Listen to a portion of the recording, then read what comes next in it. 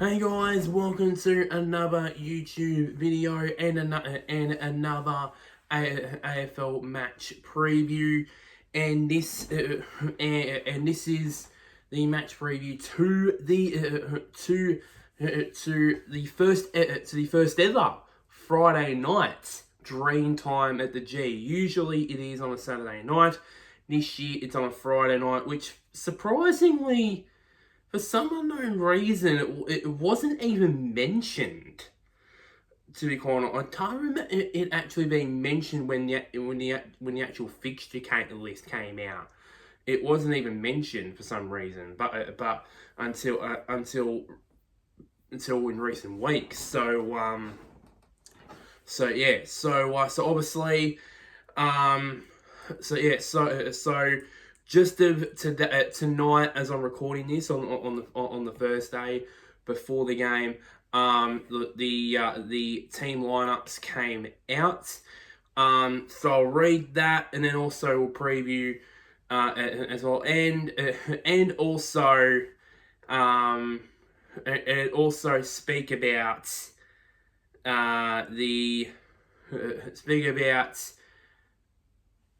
what happened on last Saturday night. Because there are a lot of things I want to get off my chest. So watch this video to the very end, because there are a lot of things about the Essendon Football Club that I need to get off my chest. So that will be later on. So obviously, Essendon and Richmond, they obviously two very different results. Obviously, but both of them coming off losses. One, getting absolutely smashed. More on that, as I said, more on that later.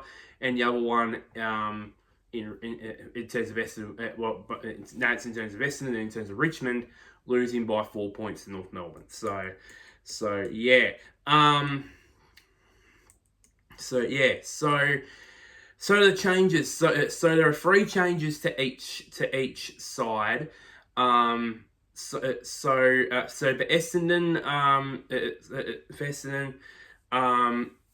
Dylan Shield at SEH and Archer Day Wicks are out of the side, and into the side comes Matt Guelphy. I think it's for his first game of the year. I think. Jay Gresham and Angus Clark, who will be making his debut. I think he's the 5th Essendon player this year to make his debut. Let's hope he doesn't injure himself. Wink, wink, nudge, nudge. Like some of the other debutants that we've had this season. So hopefully he does go. Hopefully he does go well, and then for Richmond, of course, Toby and Curvis. That's a big out for them. He was one of the best players on the ground for what I've heard from in their game against North. So he's out. Tom Lynch. That's also another big out. And then Noah Nighttime Curfew Bolton. Bolter is I said Bolton. Please, Richmond fans, do not take offence to me saying Bolton, because please not take offence to that. But Noah Bolter is out due to that nighttime curfew. So that means he is out of the side. And then in the side comes Morris Rioli, Samson Ryan, and Campbell Gray. So let's get to the lineups real quick. Lineups here real quick. So first off, for Essendon, from the fullback line, you got Andrew McGrath, Ben Mackay, and Archie Roberts. On the half-back line, you've got Mason Redmond, Zach Reed, and Jackson Pryor. In the centre, you've got Xavier Dersma, skipper Zach Merritt, and debutant Angus Clark. at the half forward line, you got Archie Perkins, Nate Caddy, and Nick Martin. And at the full forward line, you got Kyle Langford, 2 meter Peter Wright, and Isaac Kako. In the followers, you got Todd Goldstein, Jai Caldwell, and Sam Durham. And then on the interchange bench, you got Ben Hobbs, Jay Gresham, Will Setterfield, Jane Laverty, and Matt Guelphy. And then as the emergencies, you got Elijah Tasadis, SEH, and Zach Johnson. The emergencies there for Essendon. I presume their sub. Who do I think Essendon will go with as their sub? I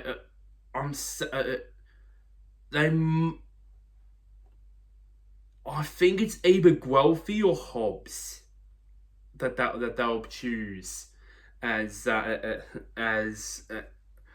subs. But since it's only his first game of the year, I think it'll be Guelphy. I think it'll be Matt Guelphy.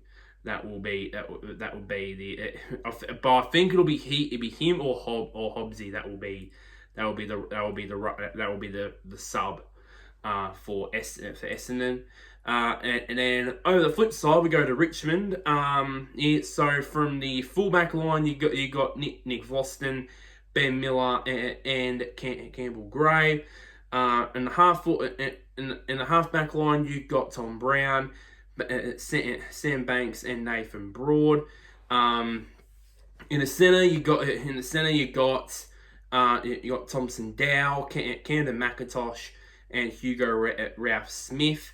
In the half forward line, you got Jack Ross, Seth Campbell, and Ryan Mansell, or with Seth Campbell, or as Anthony William Brown calls him, Seth Campbell. So yeah.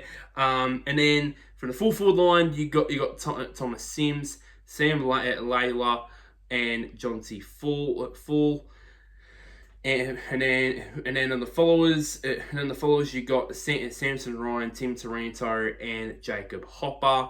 Then on the interchange bench, you've got Caleb Smith, Luke Traynor, Morris Rioli, Steely Green, and then Kane McFulty.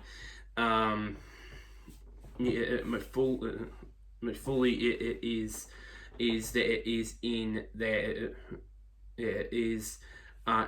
on the interchange bench with and then in their emergencies, you got James Treasy, Tyler Sonsi, and Liam Fawcett, which is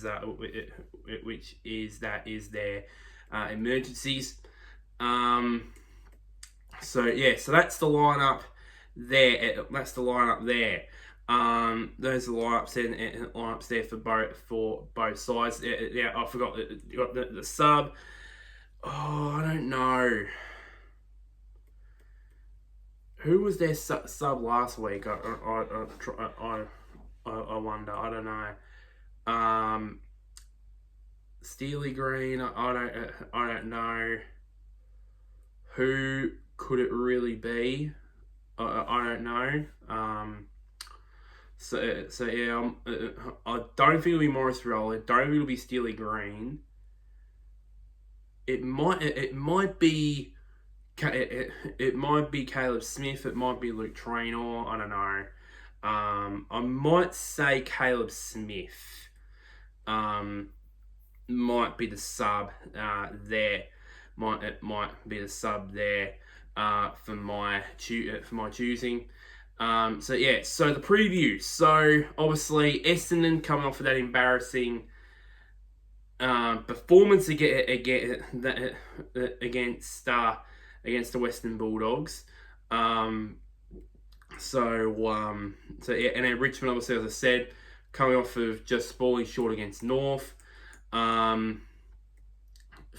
me, my highlight would have where I'm gonna highlight. I think for me, the spotlight for me has to go with for me it has to go on Richmond's experienced guys, like Vlosten, McIntosh, with two of their prime movers in Lynch and Leon Curtis out, and also Bolter as well. We can count that list too. It's all up to it's basically all up to Vlosten. Guys that have been there for years, and even a couple of years, even in the case of Taranto and Hopper for the last couple of years, like Vlosten, like I said, Vlosten, McIntosh, Jack Ross, Hugo Ralph Smith, Broad, all these guys. I know it's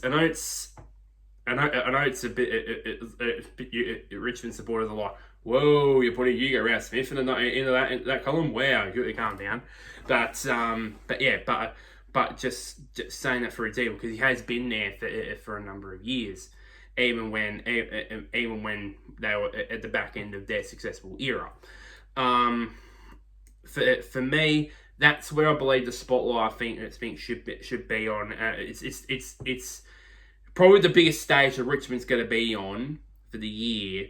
And they hope, and for Richmond fans' sake, they hope they deliver, and hopefully it will be a good game. So yeah. And there's as I said, there's a reason why I haven't said about Essendon. So yeah, but yeah, my tip, I think for me, I think it'll be I think it'll still be Essendon, but I don't think it'll be as close. I don't think it'll be as much of a blowout as people think. Because we do have a history with this sort of stuff. Of course, we only just won against West Coast. We only just won against North Melbourne.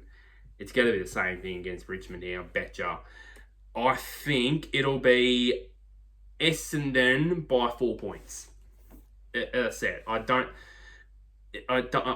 see this being a walk in the park. It's going to be the same thing. It's going to be the same thing like the North Melbourne game, probably, where for the first half we absolutely smash and we led by about 6-7 goals, and then we drop off and we lose that as well. And bold prediction, I think.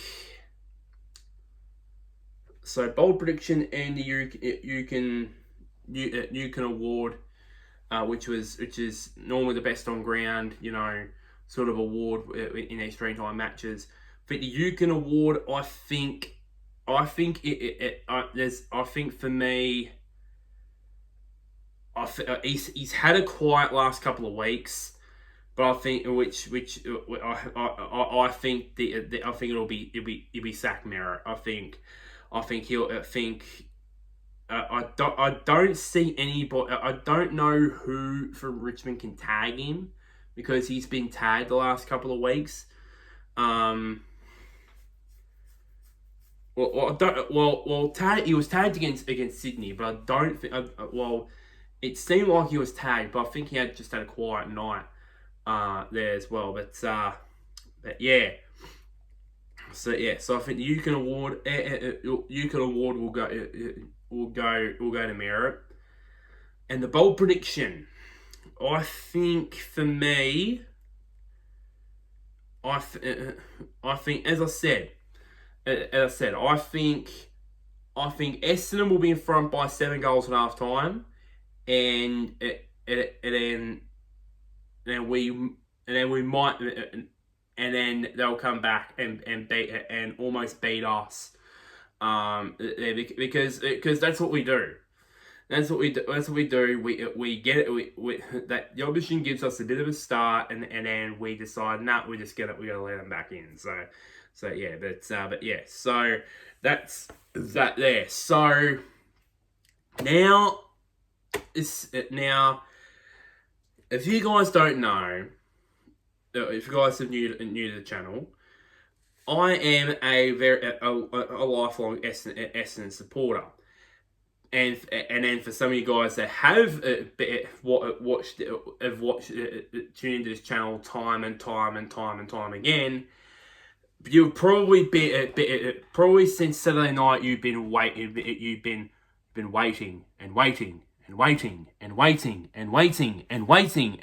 with vacant breath for this rant to come. Well, and by the way, I don't have any notes there, any facts there at all. This is just purely speaking of an opinion here, because I've got things to get off my chest, and it needs to. Otherwise, I will freaking explode. Simple as that. Simple as this. Last Saturday night was embarrassing. I didn't watch the whole entire game, but I watched enough of it to basically say it was embarrassing. So I didn't have to watch all the. I didn't watch all the game, but I watched enough of it, and it was, as I said, it was completely and utterly embarrassing. To be quite honest here, we just. The one criticism I've had over Brad Scott's game style for the last 12 to 18 months, and I feel like I'm the only one that says this. I'm the only Essendon supporter. I'm the only footy fan, not just Essendon supporter, but footy fanatic that thinks this of Essendon. That there are two things. And I've said this in these videos tons of times, and I feel like I'm going to be like a broken record again. There's two things that Brad Scott lacks in his game style: ruthlessness and relentlessness. Those are the two things. I don't care what anybody tells me. Those are the two most important things that delivers you finals victories, grand finals, and eventually a premiership. I mean, look at the Richmond sides from 2017 to 2020. They had that. Melbourne, especially in 2021, they had that, especially in the final series. I mean that's something that you need. Those are the two main ingredients you need to basically have a successful final series, and that is something that at the moment Essendon do not have. That they do not have. I've been saying that for the last 12 to 18 months, and the last month especially, it's just clarified to me that point that I've just made. I don't want to. I feel I don't want to toot my own horn. I don't want to do that. But I'm at the point where I just don't care. Don't freaking care at this point. That I was proven right. Now West Coast. West Coast. At the time they were winless and they were being beaten by every side by 10 goals plus.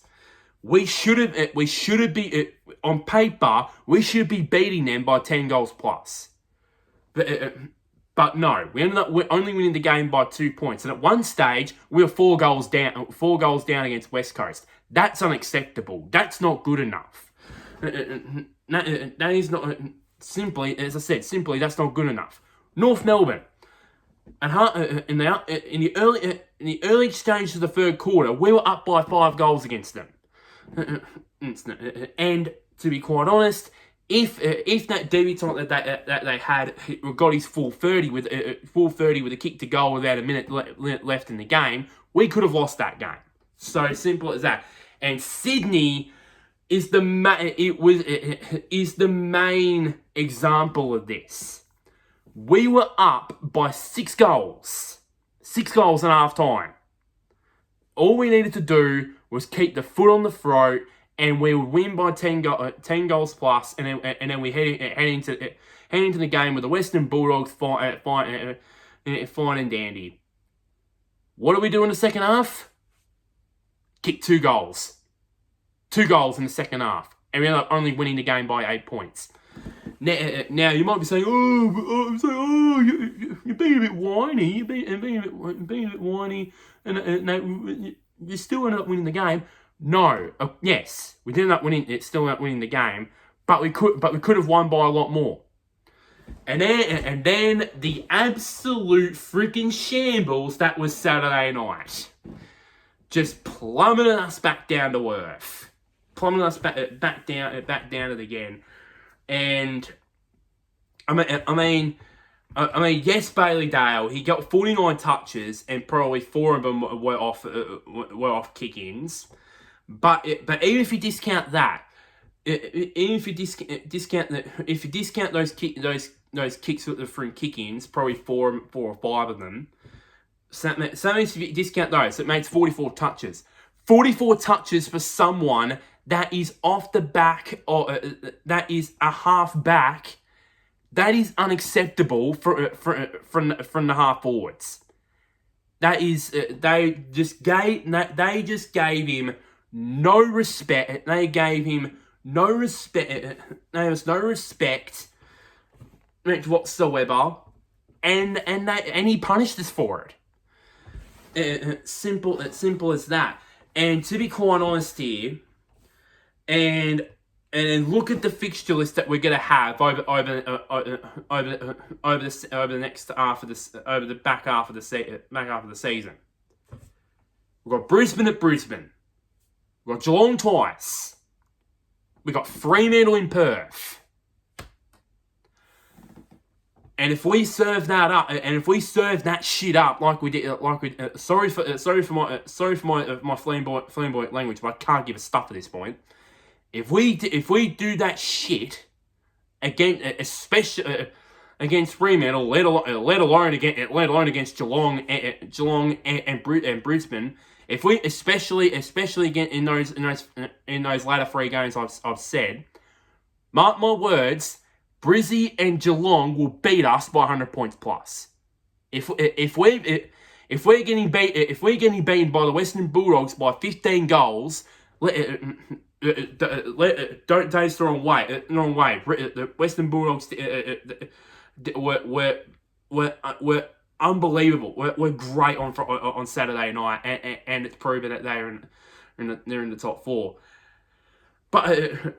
But if we served up that performance on last Saturday night to Brisbane and to the 2 matches against Geelong especially, as I said, mark my words, they're going to beat us by 100 points plus. Simple as that. Simple as bloody that. And then I wonder, and I don't want to start rumours and shit, but as I said so many times, I'm going to say it again. I'm at the point where I just don't give a single stuff at this point as an Essendon fan.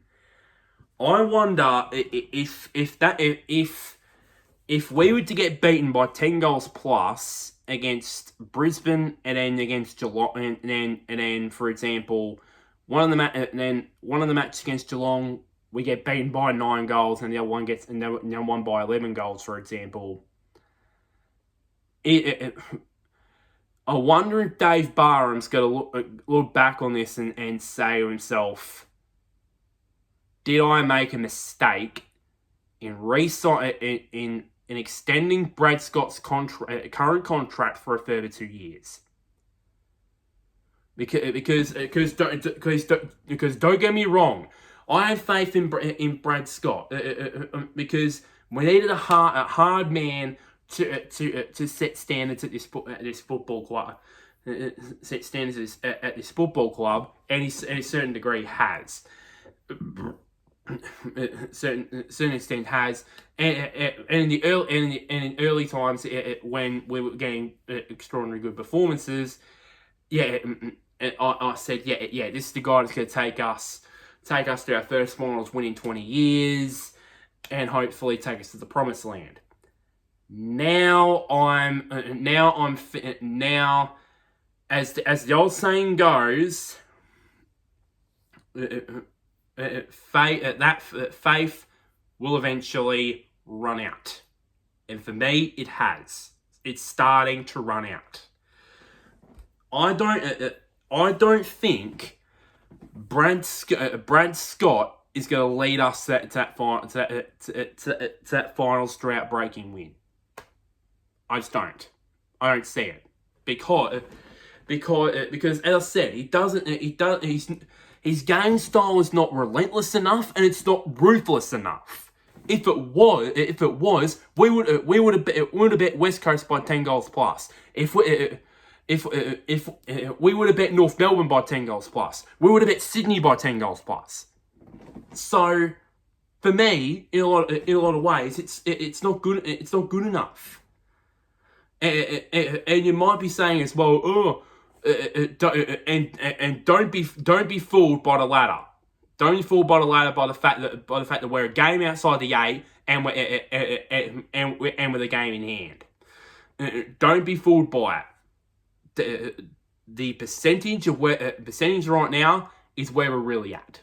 Simple as that. It's where it's really at. And for me, if Dave Barham, for me, and I've been solely on this for the last 3-4 months. If Dave Barham is serious about where his football club is heading next, especially when he hands over the presidency to Andrew Walsh at the end of 2027, if he's serious about it, he would grab the phone, grab his phone, ring up John Longmire and say, "Are you interested in coaching again?" I'm not saying that he. If he says yes, he says yes. If he says no, he says no. But at least try to, because for me, you would have to be the most naive club president not to pick up the phone and say to John Longmire, "Are you interested in coaching us?" And to be honest, we cannot. If we do, we cannot make the same mistakes as we did with Clarko. In my personal opinion, I think Clarko was always going to go to North Melbourne. He was always going to choose North Melbourne. That was even when we entered the race, but it was too late. To be honest here, this is my speculation. I think he already made his decision by the time Essendon entered the race. By the time it entered the race, it was over. He had already chosen North Melbourne. Simple as that. So and then to be honest, look at where he is now. But for me, we cannot make the same mistake. We cannot let John Longmire through our Essendon grubby Essendon. Just we can't let him slip through the Essendon cracks. We cannot let him slip. Otherwise, it's going to be stuck with Brad Scott, and it's just going to be this usual 10th, 12th, 14th, 13th, then 11th, then 12th. We don't want that. We want, and certainly all Essendon fans don't want that. We want to challenge for finals, challenge and make finals as much as possible, like every other team does. So for me, in a lot of ways, and I think for me, Dave Barham should handle this a lot better than what he did with Ben Rutten, and that was basically trying to get Clarko behind Ben Rutten's back. And just to point out with this here,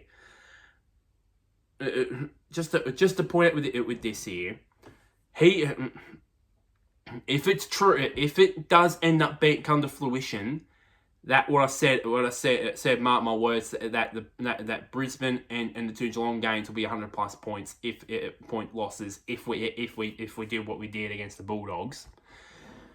Just to point this out, Ben Rutten was sacked off the back of 3 embarrassing performances. When we got smashed on own goals against GWS, when we got demolished by Port Adelaide by 84 points, and then against Richmond by 10 goals.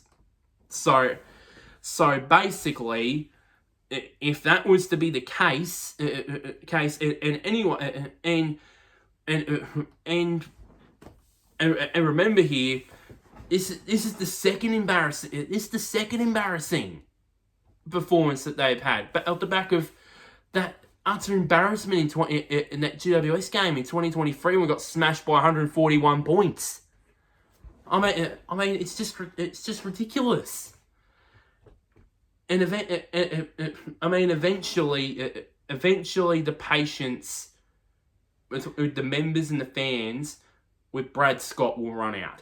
Mark my words, it will happen. It will happen eventually. Here, so yeah. But for me, as I said, Dave Barham, if he's serious about where his football club's heading in the future, he needs to make phone contact with John Longmire, and even if he says no, at least they picked up the bloody phone and asked him the question.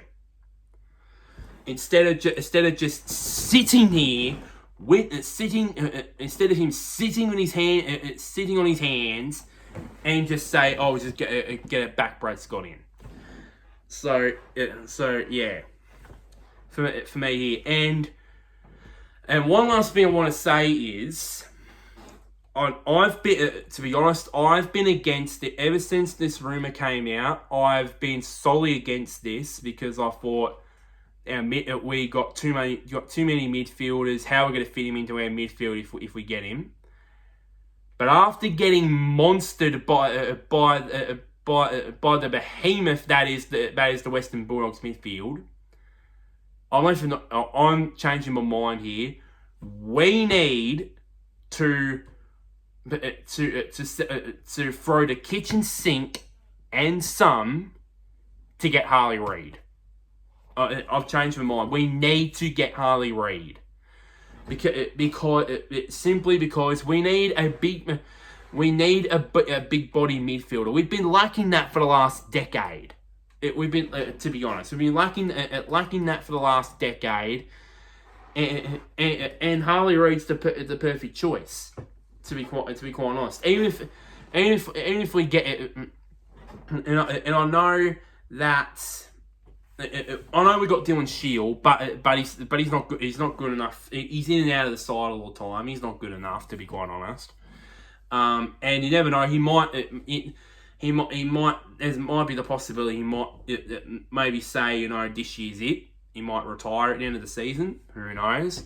But I think for me, I think we need to get Harley as soon as possible. To be quite honest. And I think for me, in a lot of ways, it is. And by the way about that midfield, they need to pull their fingers out this week, because Zach Merritt can't do it on his own. He can't do it on his own when he's being tagged every week. So I'm pointing the finger at Caldwell and Durham for pointing their fingers out for when our skipper is not going as well. Because if that doesn't happen, then what happened on Saturday night? It's gonna happen last Saturday night. It's gonna happen regularly. Simple as that. So for me, and that's why I think we need to get Harley Reid, because I can't remember the last time we had a big-bodied midfielder. Yeah, and by the way, don't say Jake Stringer, because that doesn't count, because he was basically a key forward that went to the middle most times. So you can't say Jake Stringer. Jake Stringer, maybe Dylan Shield, but he wasn't at times good to what we thought he would be.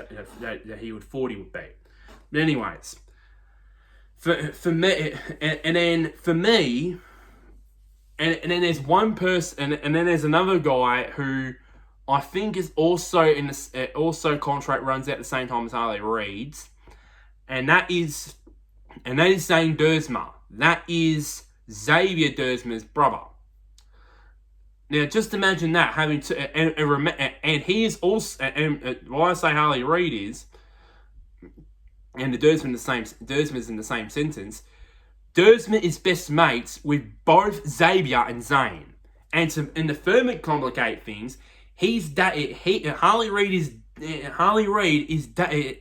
dating Xavier and Zane's younger sister Yasmin, who plays AFLW.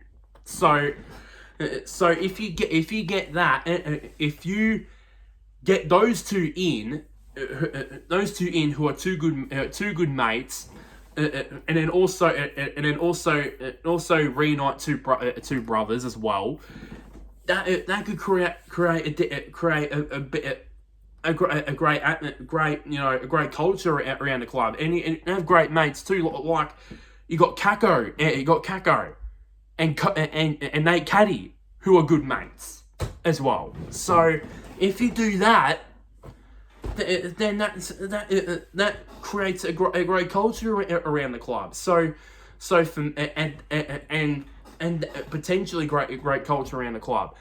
That only does happen if Harley Reid eventually does go to Essendon. And from what I've heard, apparently Essendon are one of the clubs that are most interested in Harley Reid. So yeah, and for me, we're just crying out for a big body midfielder. I've been putting it off for months when it's been rumoured that Harley Reid could go to Essendon.